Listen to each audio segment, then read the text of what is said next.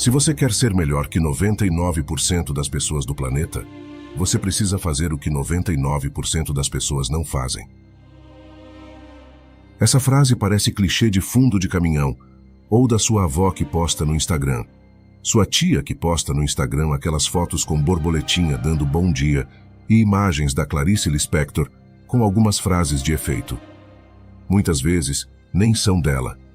Mas é uma frase que faz sentido do ponto de vista estatístico.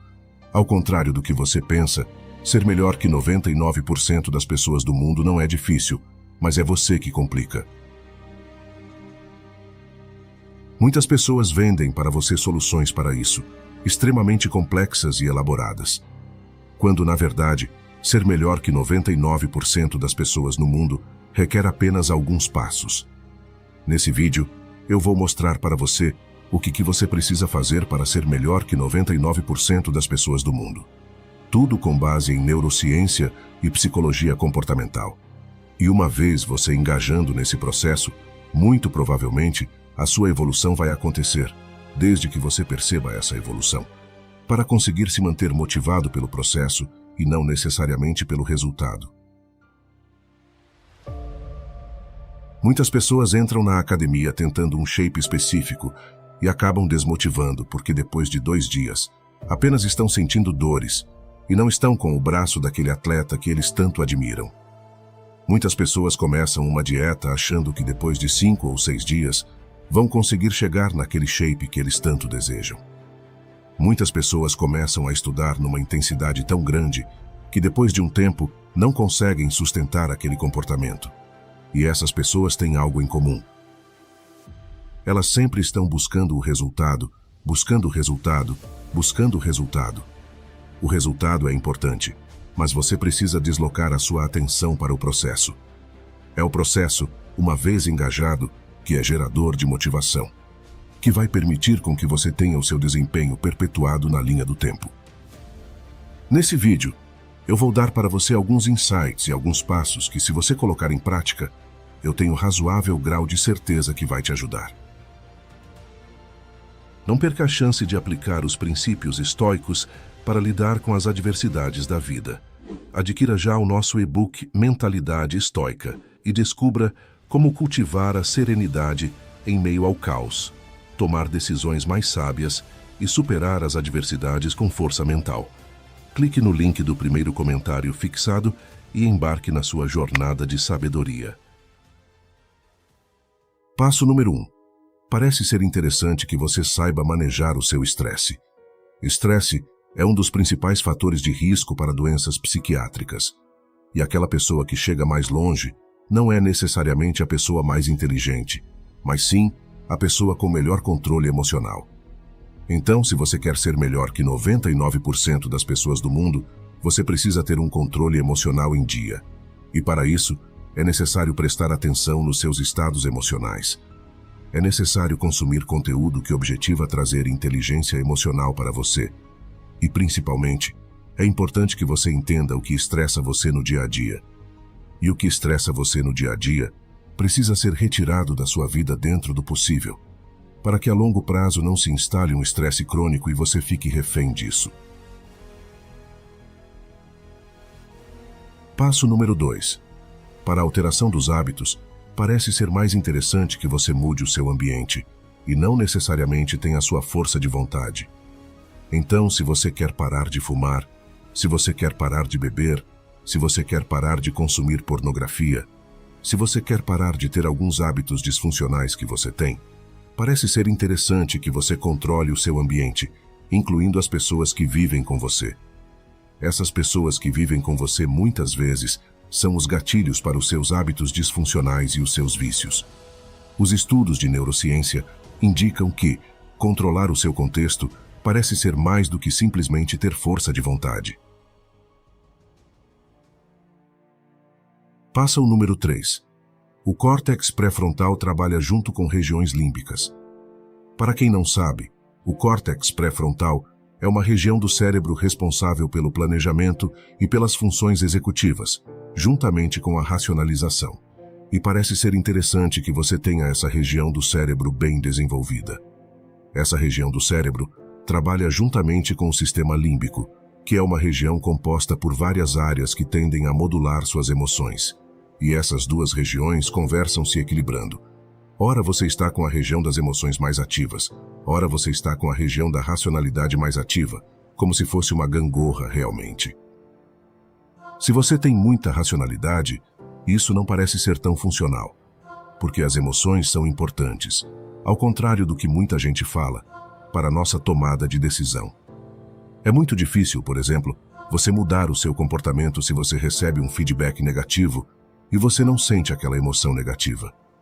Você recebe um feedback de um chefe, de um seu namorado, da sua namorada, de um familiar ou de algo ruim que você fez. Se você não se sentir mal com aquilo, a probabilidade de você alterar o seu comportamento não acontece. E isso é o que muitas vezes ocorre em casos de psicopatia. Então, emoções são importantes para a tomada de decisão, mas você não pode ser consumido por as suas emoções. E é importante que o seu córtex pré-frontal esteja também ativo. Para fazer isso, um excelente ponto de partida é ter um diário das emoções. Um diário das emoções vai permitir com que você tenha mais inteligência emocional, visto que você está categorizando as suas emoções ao longo do seu dia. Então, pegue aí, se você quiser tentar isso, e crie um diário onde, no final do dia, você sempre escreve como foi o seu dia e no que aquilo impactou na sua saúde emocional.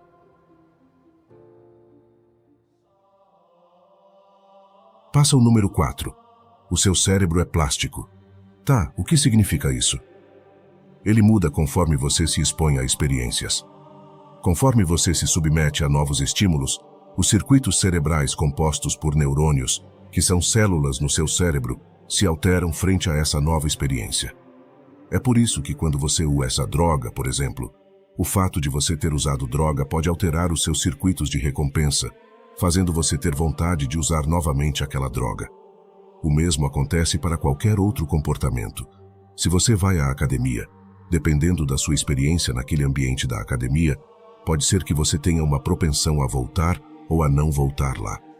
Então, a consequência que o nosso comportamento gera, presta atenção nessa frase, a consequência que o nosso comportamento gera tende a determinar a probabilidade daquele comportamento acontecer novamente. Repito, a consequência do seu comportamento geral aumenta ou reduz a probabilidade daquele comportamento acontecer novamente. Por exemplo, você colocou o dedo na tomada e tomou um choque. Você não vai colocar o dedo na tomada de novo. Você saiu com uma pessoa e essa pessoa te machucou um monte ou alguma coisa assim. A probabilidade de você não sair de novo é enorme, caso você não tenha claro os benefícios que aquela pessoa trouxe para você em outro momento.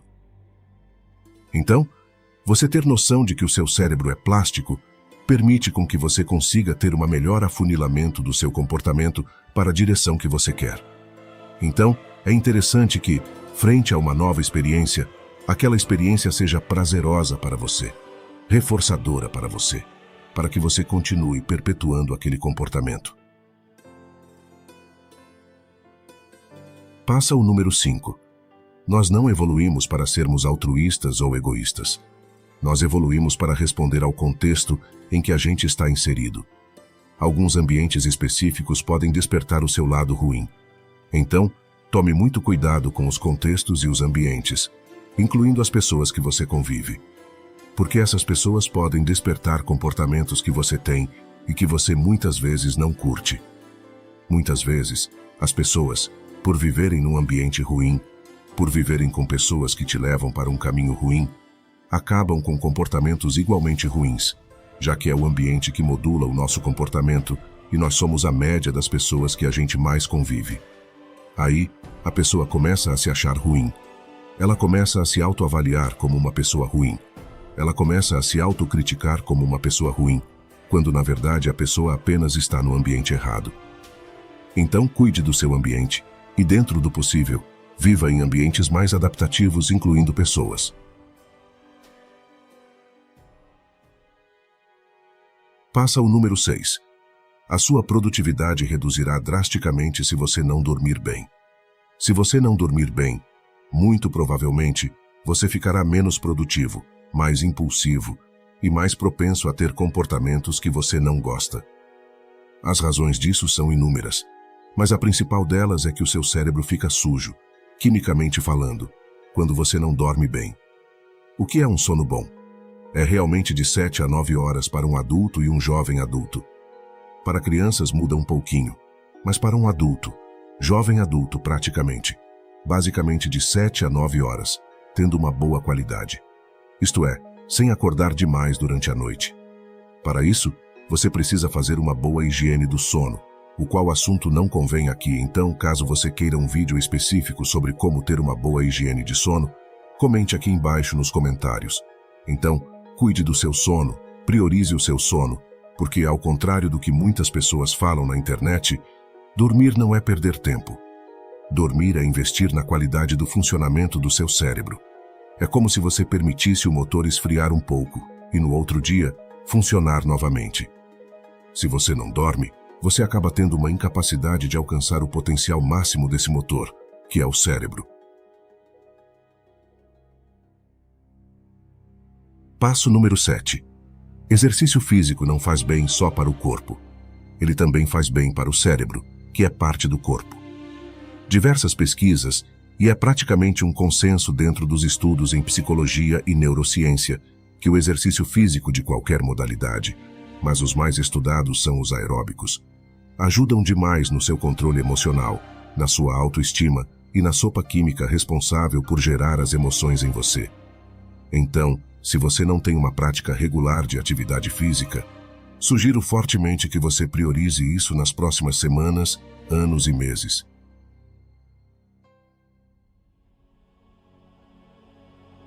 Passo número 8.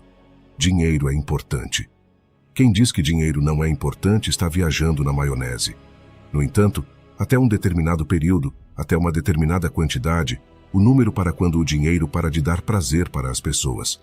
Ele ainda é confuso, e temos que admitir que não temos uma clareza muito grande nos estudos. Mas o que a gente sabe hoje é que o fenômeno que mais presta atenção, o fenômeno que mais prediz a felicidade na vida de uma pessoa, isto é, um comportamento que você tem hoje que mais garante que você será feliz no futuro, é ter bons relacionamentos. Não são vários relacionamentos, são bons relacionamentos. Ter bons relacionamentos prediz a felicidade na idade avançada, na velhice, na idade adulta. Diversos estudos longitudinais que acompanharam pessoas durante a vida viram que aquelas pessoas que tiveram bons relacionamentos, relacionamentos de qualidade, uma boa rede de apoio, tiveram mais chance de ser feliz quando mais velhos. Então, se você não tem bons relacionamentos, dê atenção para esse ponto.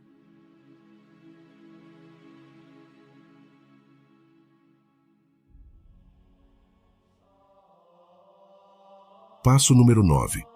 E por último, é interessante que durante o dia você seja mais dopaminérgico, você seja mais motivado, você tenha mais sangue nos olhos, você queira correr mais atrás. Mas também é importante à noite você aproveitar e curtir as coisas que você conquistou nesse dia. E esse dia e noite obviamente, uma metáfora. Pode ser durante a semana, final de semana ou períodos da vida. Mas o que eu quero dizer com esse raciocínio é que é muito interessante e muito importante para a sua saúde mental que você tenha picos motivacionais para correr atrás daquilo que você deseja, mas que você também tenha gratidão genuína pelo que você já alcançou. Então, se você busca aquelas laranjas que estão do outro lado do rio, é importante que você tenha fome por buscar laranjas, ou seja, motivação básica. Mas quando você consegue as laranjas, é essencial que você se sinta agradecido genuinamente por ter alcançado esse objetivo. E aqui, não estou falando de uma gratidão superficial, mas sim de um sentimento verdadeiro de felicidade e recompensa por ter atingido suas metas. Como vocês perceberam, não existe nenhum tipo de estratégia mirabolante para você ser melhor que 99% das pessoas.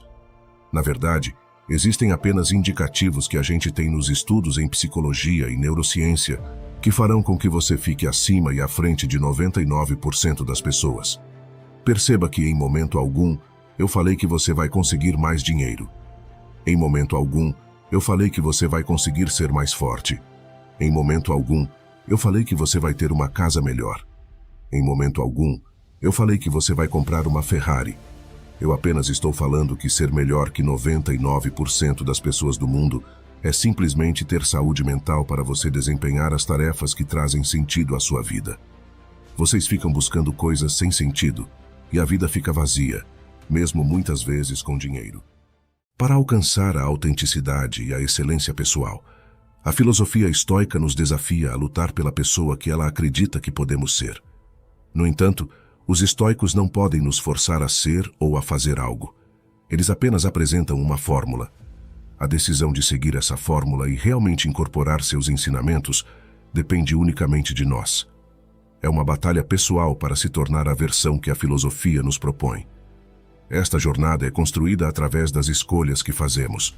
A forma como vemos e pensamos sobre as coisas, os hábitos que adotamos ou descartamos e o tipo de pessoa que decidimos ser, são todas escolhas que determinam o nosso caráter. O estudo do estoicismo é, de fato, um estudo sobre como fazer escolhas melhores. Na obra Meditações, Marco Aurélio, o homem mais poderoso do mundo de seu tempo, dialoga consigo mesmo sobre essas escolhas. Se deve perder o temperamento ou não, se deve se importar com determinada coisa ou não, e escolher os valores certos e as respostas adequadas às situações difíceis. Uma dessas práticas é o exercício constante de questionar a essencialidade de nossas ações e pensamentos. Marco Aurélio nos aconselha a nos perguntar: isto é essencial? A verdade é que a maioria do que dizemos e fazemos não é essencial, mas supérfluo. Ao eliminar o que não é essencial, não só fazemos as coisas essenciais melhor, como também nos tornamos mais eficientes e focados. Uma dificuldade comum, sentida até mesmo por Marco Aurélio há 2000 anos, é a luta para sair da cama de manhã. Ele reconhecia que não fomos criados apenas para ficar confortáveis debaixo das cobertas, mas para realizar grandes feitos. A disciplina para começar o dia não é apenas sobre acordar cedo, mas sobre abordar o dia com vigor, entusiasmo e um propósito claro. Quando eliminamos o que é desnecessário, acordamos por um motivo, para fazer coisas que realmente importam para nós e para o mundo.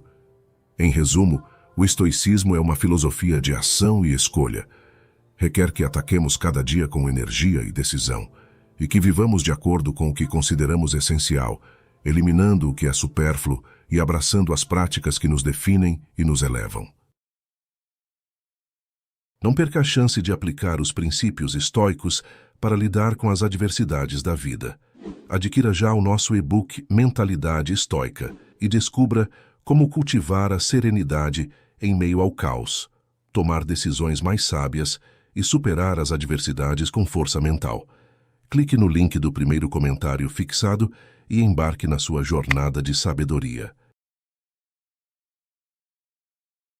Todos querem se tornar belos, e os estoicos nos apresentam uma forma surpreendentemente simples de alcançar isso. Tornamo-nos belos quando fazemos escolhas belas. A beleza genuína transparece não apenas em nossa aparência física, mas na satisfação pessoal, no progresso constante e nas ações positivas que tomamos. Ela emana de dentro para fora, independentemente da forma do corpo, da idade ou dos dotes genéticos. Para os estoicos, a verdadeira beleza surge das escolhas que fazemos. Levantar-se com disposição, gerenciar a vida prudentemente, adotar uma programação equilibrada, ser seletivo quanto ao que consumimos na mídia, enfrentar desafios e sair da zona de conforto. É no cerne do nosso ser, na maneira como nos portamos e no impacto que temos no mundo, que a beleza é encontrada. Consideremos o filme Gladiador, uma obra-prima cinematográfica que nos oferece uma metáfora poderosa. Na cena de abertura, Maximus contempla um momento de beleza pura no meio do frio, com o vapor subindo do chão e um pássaro pousando em um ramo. A câmera então se afasta, revelando que ele está prestes a entrar em uma batalha terrível. Essa mudança de perspectiva, do belo para o brutal, nos ensina que a beleza depende do ângulo pelo qual escolhemos ver o mundo. Podemos focar na beleza mesmo nos momentos mais difíceis, ou expandir nossa visão para encontrar a beleza em uma imagem maior. Sêneca nos incita a superar o hábito da procrastinação com trabalho árduo. Adiar é fácil, e como ele aponta, Todos os tolos compartilham a tendência de começar mais tarde. Marco Aurélio, em suas meditações, nos encoraja a ser bons agora, em vez de escolher ser amanhã. Então, qual é a tarefa difícil que estamos adiando? Devemos enfrentá-la agora, eliminar essa pendência, desafiar-nos e fortalecer-nos ao lidar com ela sem demora. Não devemos esperar o momento perfeito ou quando as coisas ficarem mais fáceis. Agir agora, enquanto é difícil, é o que conta. O que somos é o resultado do que fazemos repetidamente. A virtude e o hábito estão intrinsecamente ligados. Se queremos ser belos, tanto por dentro quanto por fora, devemos começar agora, fazendo escolhas belas, enfrentando as tarefas difíceis e cultivando hábitos que refletem nossas melhores qualidades. É na ação presente, e não na promessa de um futuro esforço, que nos tornamos quem aspiramos ser. Como me torno mais virtuoso? Aristóteles diz que é da mesma maneira que você se torna um melhor construtor, construindo mais, fazendo o trabalho. Epicteto, em suas discursatas, nos encoraja a não apenas falar sobre nossa filosofia, mas a encarná-la. Falar e escrever sobre a filosofia é certamente uma forma de prática, mas o essencial reside em fazer escolhas conscientes e agir de acordo. Nossa capacidade se confirma e cresce através das ações que realizamos. Se você deseja ser algo ou fazer algo, deve torná-lo um hábito. Portanto, a essência de todas essas escolhas está na prática constante, escolhendo-as repetidamente, até que se tornem parte da sua memória muscular, da sua identidade.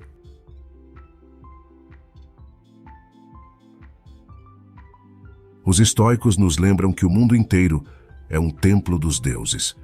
Olhe para aquele pôr do sol, para esta praia, para esta vida. Marco Aurélio diz para lembrarmos que somos afortunados por estar vivos, por experienciar este momento, mesmo que o mundo ao redor esteja em turbulência. Ser amargo, cínico ou desdenhoso é desperdiçar o presente que nos foi dado, e não é por acaso que o chamamos de presente, pois é verdadeiramente um dom. Mesmo que este não seja o melhor tempo para estar vivo, é o único tempo que temos. Portanto, focamos naquilo que controlamos, nossas percepções, opiniões e atitudes. Não controlamos quando e onde estamos, mas tentamos fazer o melhor uso disso, aceitá-lo e ser gratos. E é assim que encontramos a felicidade.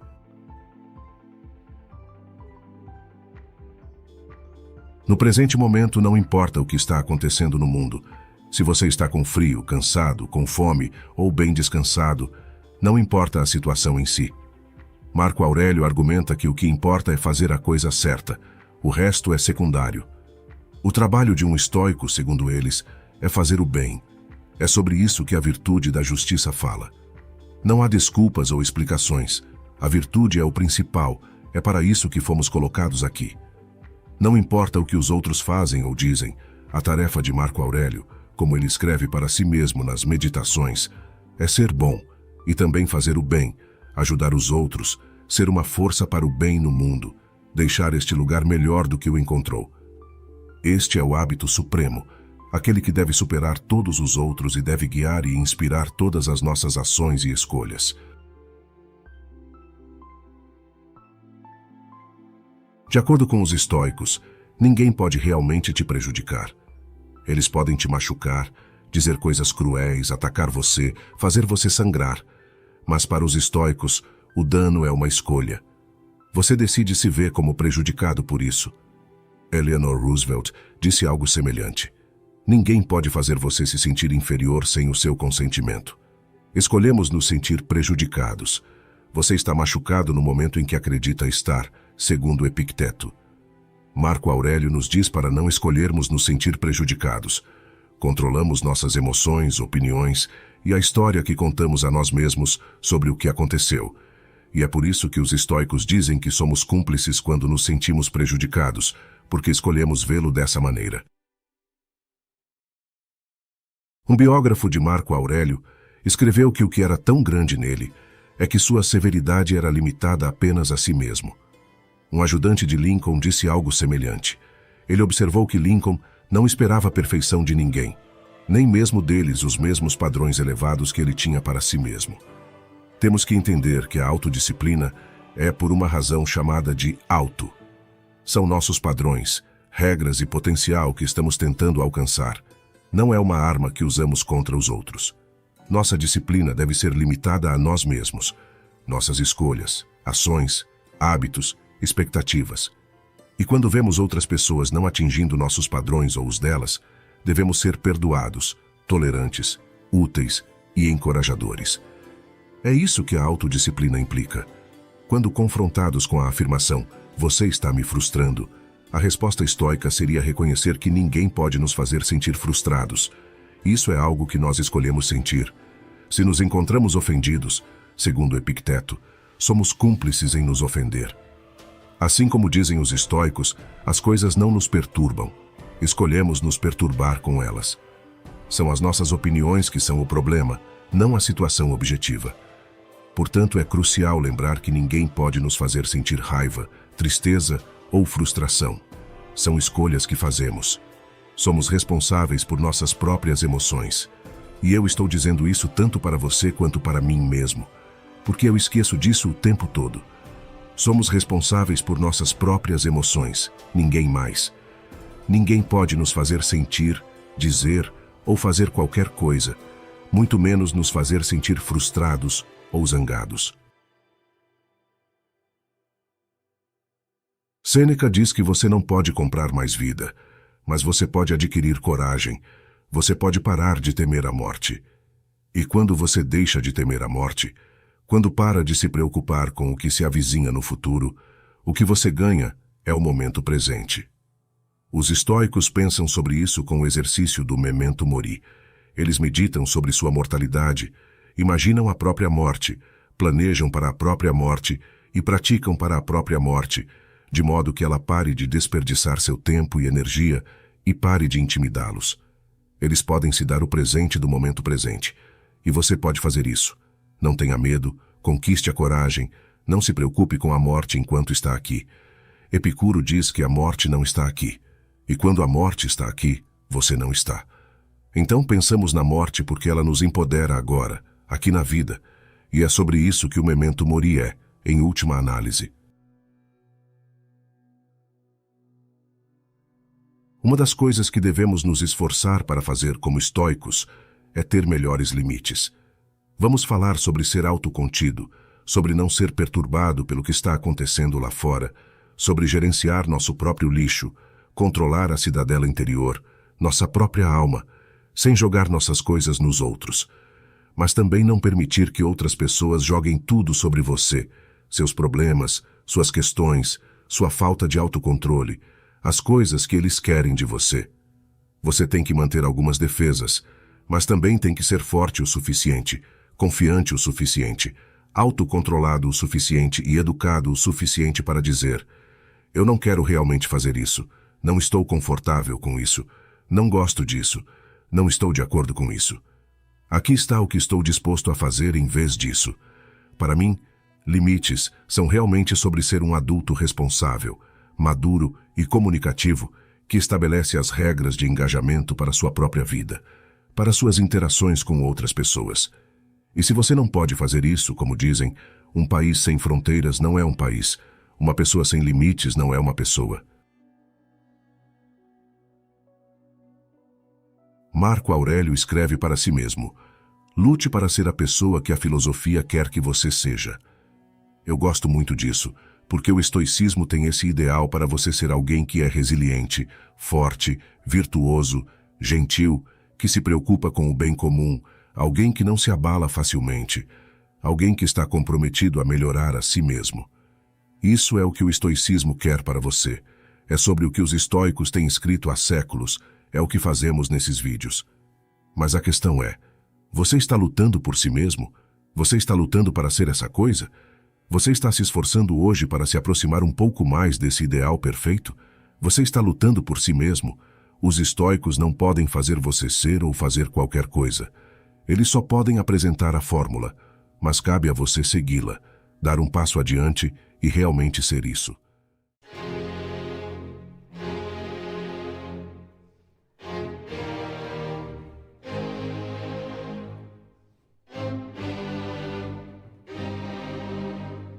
Marco Aurélio foi verdadeiramente notável.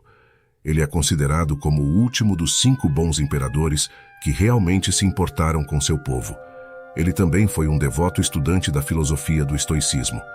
Durante seu reinado, Aurélio encontrou tempo para construir uma série de escritos autobiográficos, agora conhecidos como as Meditações.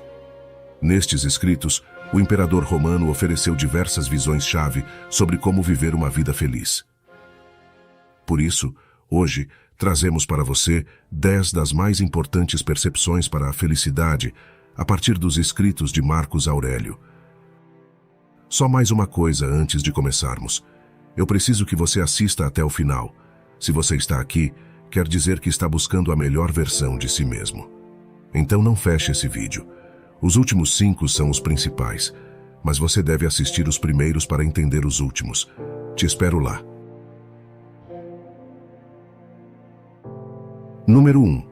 Procure construir seu próprio caráter. Marco Aurélio diz: a mente em si não tem necessidades, exceto aquelas que ela cria. Vivemos em uma cultura materialista. Somos constantemente bombardeados por propagandas que nos falam sobre os últimos gadgets que precisamos ter. A mídia constantemente nos expõe às vidas dos ricos e famosos. Quando buscamos a felicidade na forma de posses materiais, nunca encontraremos alegria. Sempre haverá algo mais para desejar: uma casa maior, um carro mais rápido, mais dinheiro na conta bancária. Além disso, quando buscamos realização na forma de coisas físicas, colocamos nossa felicidade nas mãos dos outros. O ponto é que nada material realmente nos pertence. Tudo pode ser tirado. Se nos definimos pelo número de quartos que nossas casas têm, o que acontece se perdermos a casa? O ponto aqui é que, em vez de buscar riqueza material na vida, devemos aprender a construir nosso caráter. Devemos procurar nos tornar pessoas gentis, honestas e trabalhadoras. Devemos nos educar e aprender a tratar os outros com respeito. Afinal, nossa casa pode pegar fogo, alguém pode roubar nosso carro e nosso negócio pode falir em algum momento. A única coisa que nunca pode nos ser tirada: nosso caráter. É apenas nosso caráter que nos define e nos leva pela vida. Um homem pode ascender ou cair devido às virtudes ou falhas de seu caráter, e muitas vezes é isso que deixa um legado. Número 2. Pare de buscar o elogio de outras pessoas. Marco Aurélio diz: não importa quão boa tenha sido sua vida, ainda haverá pessoas ao redor da cama que darão as boas-vindas ao triste acontecimento. Existem 7 bilhões de pessoas neste planeta, e tentar viver uma vida que agrada a cada uma delas é uma loucura completa. Seja tentando obter centenas de curtidas no Instagram ou esperando conectar-se com alguém no Tinder, às vezes pode parecer que nossa felicidade depende das outras pessoas na sociedade de hoje. Mas há maneiras de parar de buscar a aprovação dos outros. A chave é começar abordando o seu próprio processo de pensamento. Em vez de buscar a aprovação de influências externas, tente encontrar a verdadeira felicidade desenvolvendo um relacionamento mais estável consigo mesmo. Aprenda a entender que se alguém não gosta de você, não é porque você não é engraçado, gentil ou inteligente. Sempre haverá pessoas que desaprovam você. Não importa o que você faça ou diga, então é melhor viver sua vida da maneira mais autêntica possível. Se você discorda da opinião política de alguém, não finja o contrário. Ou se seus amigos fazem um comentário que você considera prejudicial, deixe-os saber. Nas palavras do romancista francês André Gide, é melhor ser odiado pelo que você é do que ser amado pelo que você não é. Número 3. Concentre-se apenas no que você tem controle e ignore o resto. Marco Aurélio diz: o pepino está amargo? Jogue-o fora. Há espinhos no caminho? Contorne-os. Isso é tudo o que você precisa saber. Nada mais. Há apenas 2 coisas nesta vida sobre as quais temos controle: nossos pensamentos e ações. É isso. O resto está fora de nossas mãos. No entanto, com que frequência na vida desperdiçamos tempo e esforço reclamando de coisas sobre as quais simplesmente não temos influência? Emoções, como a raiva, nem sempre são inúteis. Às vezes, elas nos motivam a agir em momentos de injustiça. No entanto, Existem muitas ocasiões em que tais emoções simplesmente não têm propósito. Pegue o trânsito, por exemplo. Você pode gritar, xingar e buzinar o quanto quiser, ou pode relaxar e ouvir o rádio. De qualquer forma, você está preso no engarrafamento e não há nada que você possa fazer a respeito. Da próxima vez que você se sentir frustrado ou irritado com alguma situação ou comentário de alguém, pergunte a si mesmo: essa raiva é útil? Ela serve a algum propósito? Você não pode controlar outras pessoas. Você não pode controlar o que elas dizem, fazem ou pensam. Portanto, pare de prestar tanta atenção aos outros e concentre-se simplesmente em sua própria vida. Número 4. Faça algo produtivo com a sua raiva. Marco Aurélio diz: quão mais graves são as consequências da raiva do que as causas dela. Quando você fica muito zangado e explode, já é tarde demais, pois você colocou em movimento eventos que acabam causando arrependimento e tristeza mais tarde. No entanto, o melhor momento para refletir sobre nossa raiva e fúria é quando não estamos com raiva.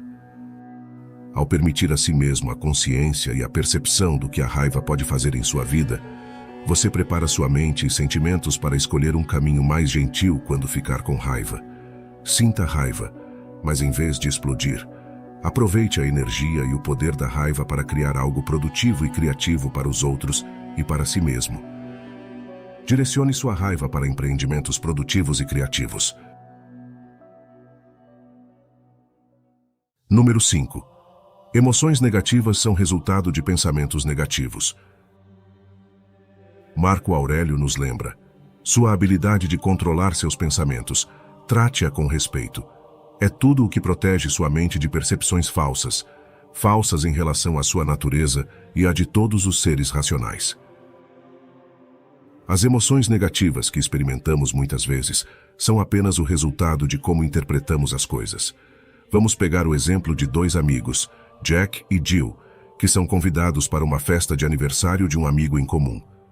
Jack, uma pessoa muito extrovertida, está animado com a perspectiva de comparecer a essa festa. Ele vê como uma ótima oportunidade para conhecer muitas pessoas novas. Jill, por outro lado, está cheia de ansiedade e apreensão. Ela não conhece ninguém lá e teme que não terá ninguém com quem conversar. Este é um ótimo exemplo de como duas pessoas podem ter reações muito diferentes a uma situação idêntica. Devemos aprender a entender que a ansiedade, a preocupação ou a raiva que experimentamos não são resultado do nosso ambiente. Essas coisas acontecem por causa da nossa maneira de pensar.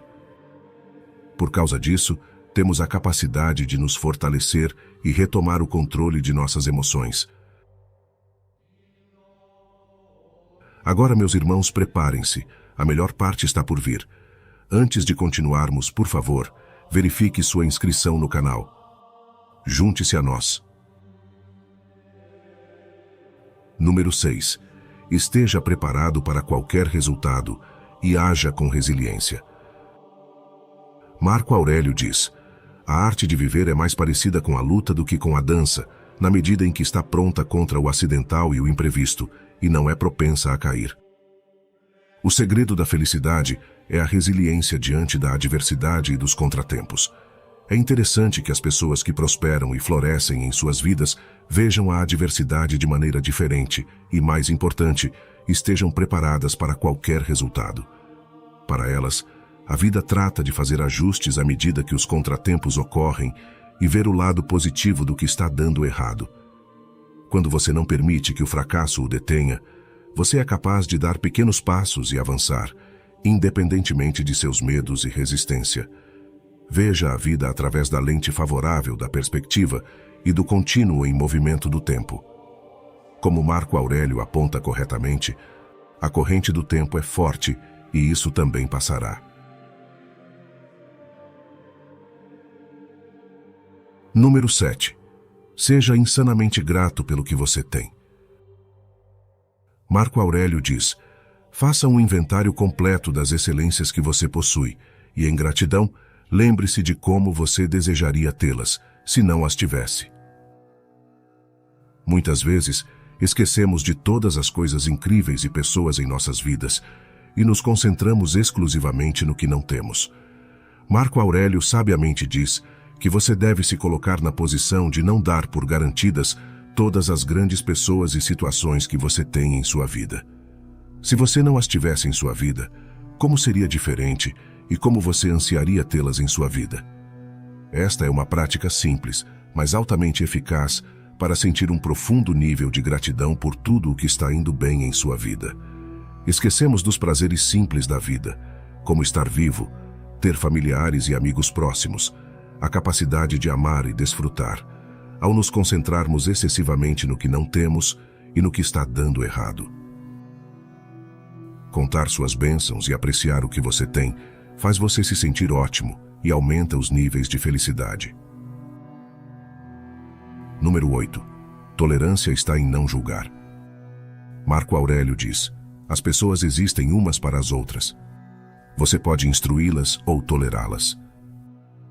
Somos todos parte de uma rede elaborada que nos une a outros, da qual não podemos escapar, e o isolamento só nos levará a viver uma vida indigna de ser vivida.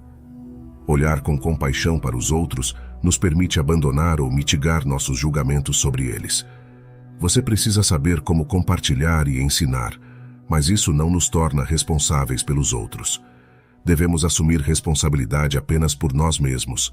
Tentar mudar o comportamento dos outros para se adaptar ao que esperamos só levará à infelicidade, porque as ações dos outros e suas consequências são deles. Número 9. A paz que você precisa está em você.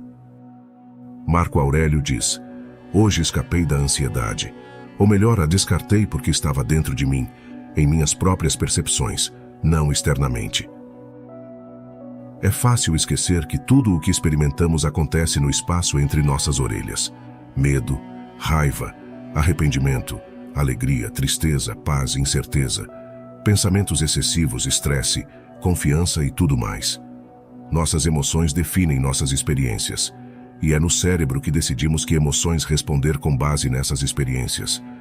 Veja que tudo o que experimentamos origina-se de dentro, e você perceberá que tem muito mais controle do que pensava sobre como se sente no dia a dia. Aprenda a gerenciar o domínio de suas emoções e você aprenderá a dominar uma grande parte da felicidade. Número 10. Aprecie a brevidade da vida. Marco Aurélio diz: não como se tivesses milhares de anos para viver. A morte paira sobre ti. Enquanto ainda vives, enquanto podes, seja bom.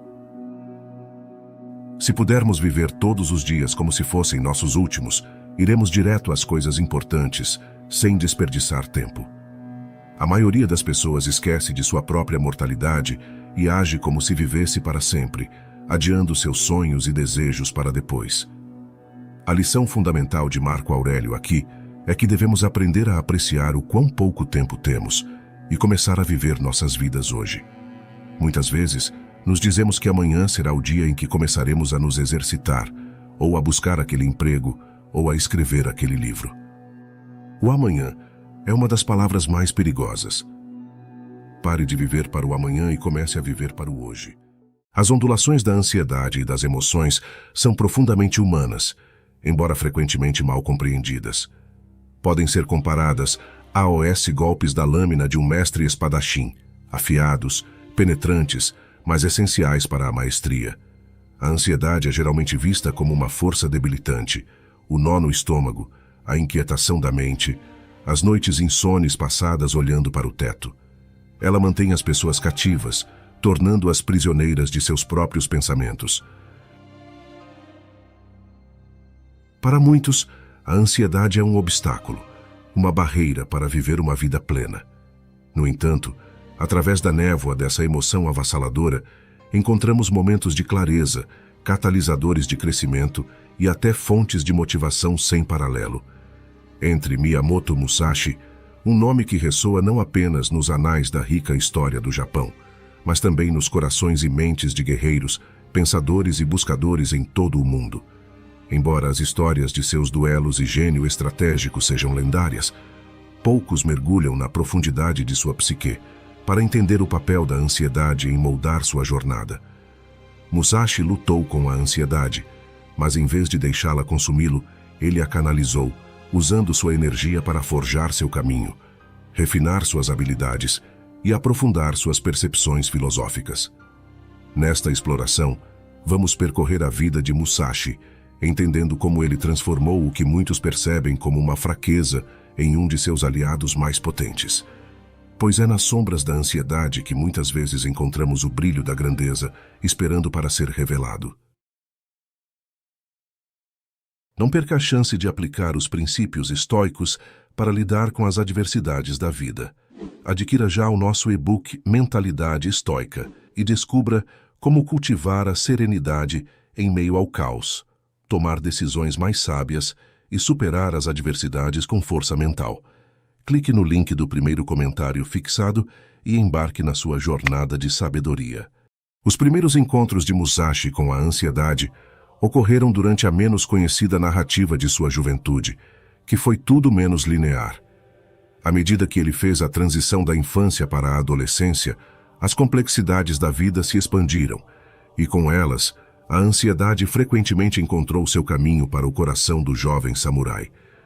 Crescendo sem a orientação de seus pais e lançado em um mundo de responsabilidades e expectativas, as primeiras experiências de Musashi com o mundo não foram preenchidas com as glórias do triunfo, mas com as lições dolorosas da derrota e o pesado peso da dúvida.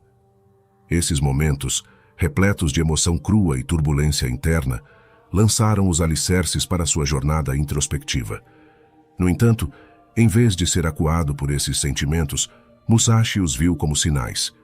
Cada pensamento ansioso e cada passo incerto tornaram-se uma oportunidade para autoavaliação e crescimento. Esses episódios iniciais de ansiedade não o impediram. Em vez disso, tornaram-se a pedra de amolar contra a qual ele afiou seu espírito e habilidades. Assim como o aço precisa passar pelo caos da forja para emergir como uma lâmina, as adversidades internas de Musashi atuaram como o crisol para sua evolução. À medida que avançamos mais na sua vida, descobriremos como essas experiências fundamentais com a ansiedade pavimentaram o caminho para a lenda que ele estava destinado a se tornar. Ao entrar no capítulo do auge de Musashi, é fácil imaginá-lo como a força indomável que ele é frequentemente retratado. No entanto, sob a calma aparência e a confiança blindada de aço, jaziam os subtis tons de ansiedade que continuavam a pulsar em suas veias. Em vez de rejeitá-la, Musashi canalizou essas energias inquietas como catalisadores, impulsionando-o ainda mais em seu caminho.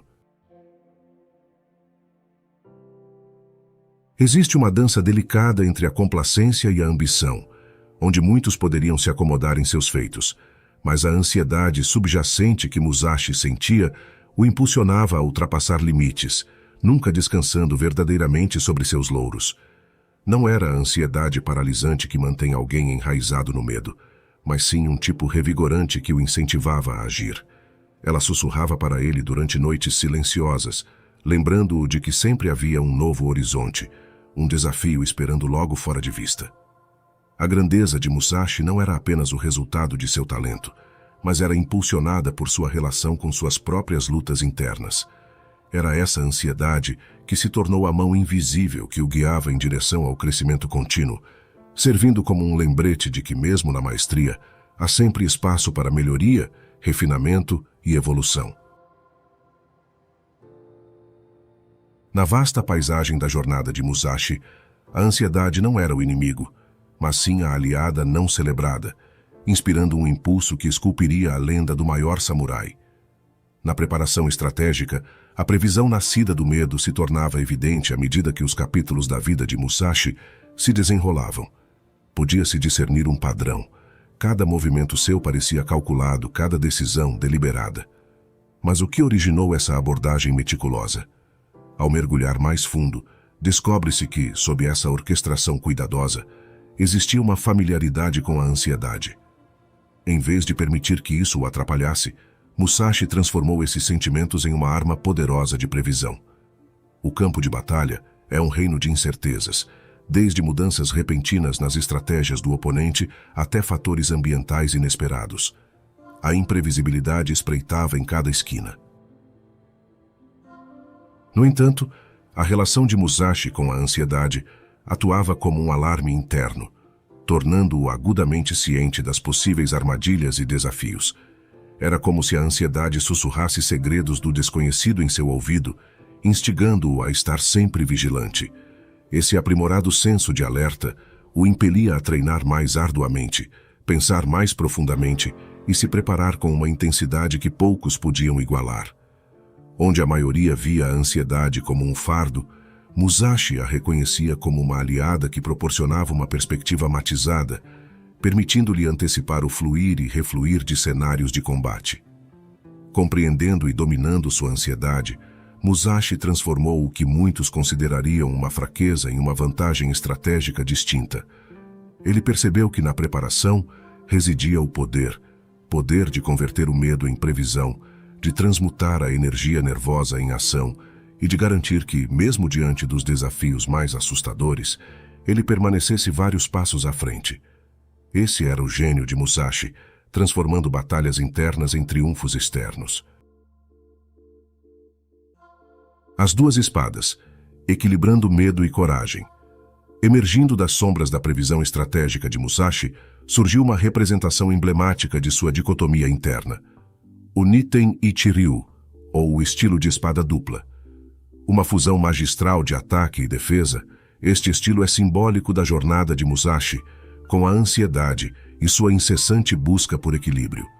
No coração do Niten Ichi-ryu, há uma dança entre duas entidades contrastantes, muito como a dança entre o medo e a coragem. Uma espada, representando a imediatidade da ação, era frequentemente impulsionada pelo impulso que surge do medo. A outra, simbólica da paciência e movimento deliberado, enraizada na coragem e precisão. Musashi, através de inúmeras batalhas e introspecção, identificou que não se tratava de aniquilar o medo, mas sim de coexistir com ele. A ansiedade, com seu agudo incômodo, tornava-se o estímulo para uma espada, instigando rapidez e reações instintivas. Em contraste, sua sabedoria acumulada e coragem guiavam a outra, garantindo que a pressa não conduzisse à imprudência.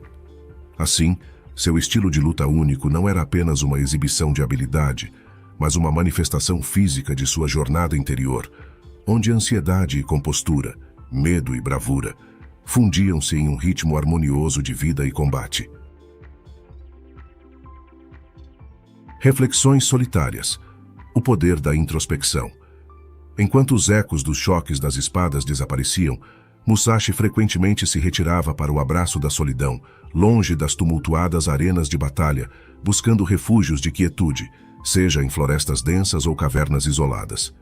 Este isolamento deliberado não era uma fuga da sociedade, mas uma viagem para dentro, buscando clareza em meio ao caos interno. Nos silenciosos muros da introspecção, Musashi lidava com sua ansiedade. Em vez de permitir que ela o consumisse, escolhia dialogar com ela. Cada momento de solidão tornava-se uma oportunidade para entender a raiz de seus medos e apreensões. Ao reconhecê-los, podia então transformar esses sentimentos perturbadores em insights profundos. A ansiedade, no silêncio do isolamento, transformava-se de uma sombra ameaçadora em um guia, mostrando-lhe áreas de melhoria, revelando vulnerabilidades ocultas e destacando forças das quais ele não tinha consciência. Os períodos introspectivos de Musashi tornaram-se sessões de crescimento, onde ele podia canalizar a energia crua da ansiedade para refinar suas habilidades, tanto como guerreiro quanto como ser humano. Abraçando o desconfortável, treinando em condições adversas. Das precedentes silêncios da autorreflexão, Musashi emergia com uma percepção profunda. O conforto era o inimigo da maestria. Enquanto muitos buscavam campos de treinamento que facilitavam a facilidade, Musashi deliberadamente escolhia o oposto. Dos bosques encharcados de chuva aos cumes nevados, ele se colocava nos ambientes mais severos, transformando os próprios elementos em seus parceiros de sparring. Essas paisagens extremas não eram meros pano de fundo, mas participantes ativos em seu treinamento. Lutando contra ventos uivantes ou mantendo o equilíbrio em terrenos escorregadios, Musashi percebia que a imprevisibilidade da natureza refletia as incertezas da vida e a ansiedade que traziam. Colocando-se nessas condições desafiadoras, ele estava simulando de maneira tangível as batalhas imprevisíveis que enfrentaria com adversários e, mais importante, com suas ansiedades internas. Este treinamento rigoroso era um cadinho, moldando tanto sua agilidade física quanto sua fortaleza mental. Cada gota de suor no frio cortante, cada corte dos areais giratórios de uma tempestade de areia o refinava. Musashi acreditava que, ao mergulhar em desconforto, ao fazer amizade com a ansiedade, alguém poderia dominar não apenas a arte da espada, mas a própria arte de viver. Cada sessão desafiadora era uma representação externa de suas batalhas internas, forçando-o a confrontar, adaptar e, eventualmente, dominar suas ansiedades. Através dessa busca incansável, ele transformou o que a maioria via como obstáculos, desconforto e ansiedade, nas próprias ferramentas para sua grandeza sem igual. Legado do samurai solitário. Impacto nas interpretações modernas. Desde romances cativantes que capturam a essência de sua vida, até filmes que trazem seu espírito samurai para a tela de prata, a história de Musashi ressoa com muitos até hoje. Dojos de artes marciais ao redor do mundo reverenciam e ensinam técnicas de espada dupla, dando testemunho de sua influência atemporal. Mas mais do que seu estilo de luta, é a relação de Musashi com a ansiedade que se destaca como um farol para muitos hoje. À medida que nosso mundo moderno luta contra uma epidemia de ansiedade, o samurai solitário surge como uma figura de inspiração. Ele exemplifica o poder transformador de reconhecer e dominar as lutas internas. A jornada de Musashi é um testemunho de que a ansiedade, frequentemente vista como uma emoção incapacitante, também pode ser um catalisador. Ela nos lembra que, sob o peso de nossas preocupações, jaz um potencial latente. Como Musashi, enfrentando e compreendendo nossas ansiedades, também podemos trilhar caminhos para a grandeza. O último duelo, enfrentando o próprio legado. Após décadas de duelos, treinamento implacável e introspecção profunda, Musashi esculpiu um nome sem igual para si mesmo. Sua jornada não foi definida apenas pelas cicatrizes em seu corpo, mas também pelo peso invisível do legado que estava moldando a cada dia que passava. Ser reverenciado como o samurai invicto trouxe não apenas admiração, mas um fardo enorme. Cada passo que ele dava era observado, cada decisão analisada. Com uma reputação tão elevada, o oponente mais formidável que Musashi pode ter enfrentado em seus últimos anos foi a sombra de seu próprio passado. A ansiedade de viver constantemente à altura dos padrões que ele mesmo havia estabelecido. Essa luta interna contrastava fortemente com seus dias de juventude, quando era um azarão lutando para se destacar. Assim como as espadas duplas no Niten Ichiryu de Musashi precisavam ser balanceadas perfeitamente para a eficácia máxima, o legado que ele carregava tinha sua própria dualidade. Por um lado, suas realizações se erguiam como testemunhos de sua habilidade e dedicação milenares. Eram fontes de imenso orgulho e respeito, pavimentando o caminho para futuros artistas marciais e pensadores. No entanto, o outro lado desse legado era afiado com os desafios de mantê-lo. As conquistas traziam consigo o medo da estagnação e o desafio perpétuo de superar-se. Esta dualidade servia como um lembrete constante. Enquanto os inimigos externos podem diminuir com o tempo, as batalhas internas, moldadas pela ansiedade e pela autorreflexão, continuam. Conforme avançamos para entender como essa interação de orgulho, legado e batalhas internas moldou os ensinamentos finais de Musashi, torna-se evidente que a verdadeira essência de um guerreiro não reside apenas em suas vitórias, mas nas lições extraídas de uma vida inteira de duelos, tanto externos quanto internos. Na intrincada dança da vida, onde desafios e adversidades giram ao nosso redor, a ansiedade muitas vezes assume o papel principal. Mas, conforme vimos na vida de Musashi, essa emoção, tipicamente vista como uma inimiga, pode de fato ser uma aliada. O legado de Musashi não é apenas sobre ser um espadachim sem paralelo. Trata-se da resiliência do espírito humano diante do tumulto interno. As experiências de Musashi nos incitam a questionar nossas percepções. Deixamos a ansiedade nos dominar ou usamos sua energia, canalizando-a para nossas ambições. Ele transformou sua ansiedade em uma lâmina afiada, cortando dúvidas e impulsionando-se ao status lendário. Para nós a mensagem é clara. Abrace o desconforto, desafie as normas e deixe a ansiedade ser o fogo que tempera seu aço.